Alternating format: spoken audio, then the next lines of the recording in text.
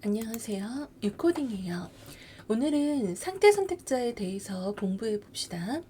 상태 선택자란 말 그대로 특정 요소의 상태가 변화되었을 때를 인식해서 디자인을 넣어주는 선택자를 뜻해요.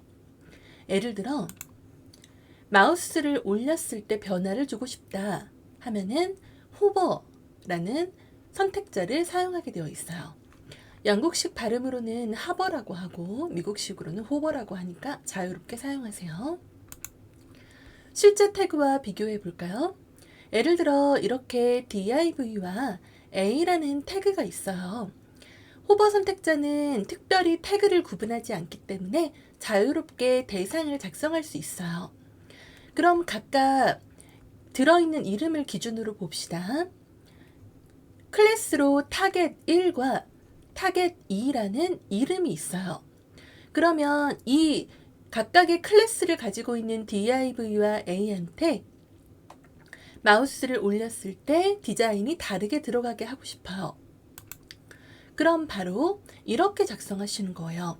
클래스 타겟 1이라는 건 점 타겟 1 이렇게 작성하죠.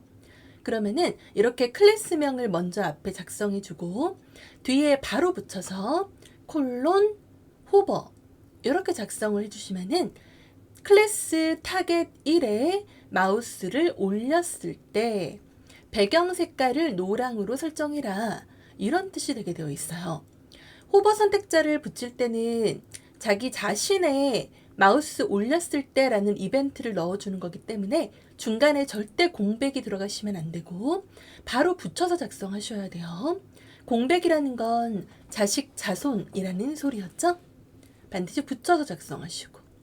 자, 호버 선택자는 사용 범위가 무척이나 넓은데요. 예를 들어서 몇 가지를 한번 봅시다. 네이버에서 사용하는 애쉬를 쉽게 한번 찾아볼게요. 메인 페이지에 있는 이런 광고 이미지 여러분 많이 보셨죠?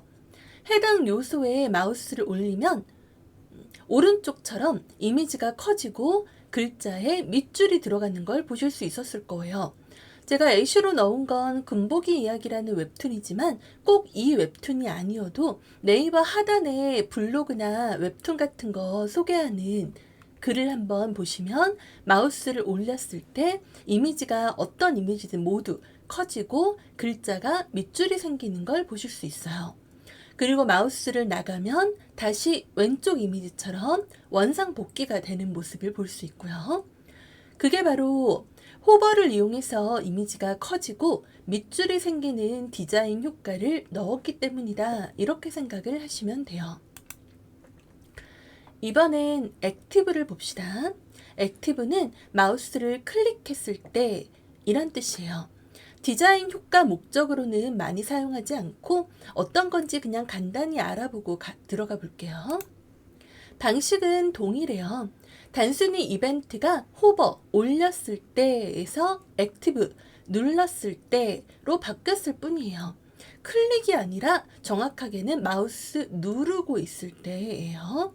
자, 태그를 보니까 버튼의 아이디가 타겟 1이에요. A의 클래스가 타겟 2예요. 그러면 제가 여기에서 아이디가 들어있기 때문에 아이디는 점이 아니라 샵으로 써야 되죠. 샵 타겟 1 콜론 액티브 이렇게 해놓으면 아이디가 타겟 1이라는 대상을 클릭했을 때 액티브 활성화했을 때 배경 색깔을 노랑으로 해라.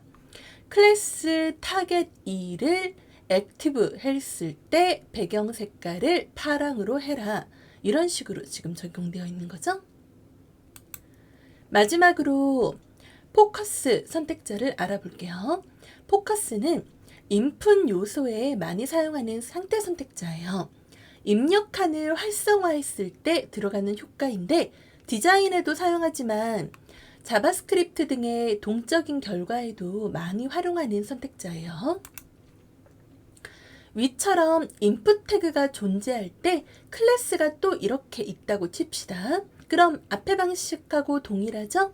클래스니까 점 타겟 1 콜론 포커스 이렇게 적으시면 클래스 타겟 1을 활성화했을 때 인풋의 활성화라는 소리는 안쪽에 커서를 댔을 때 말하는 거예요. 클릭해서 내가 커서를 깜빡깜빡이게 두고 글자를 쓸 준비를 할 때 그게 바로 포커스 상태라고 해요.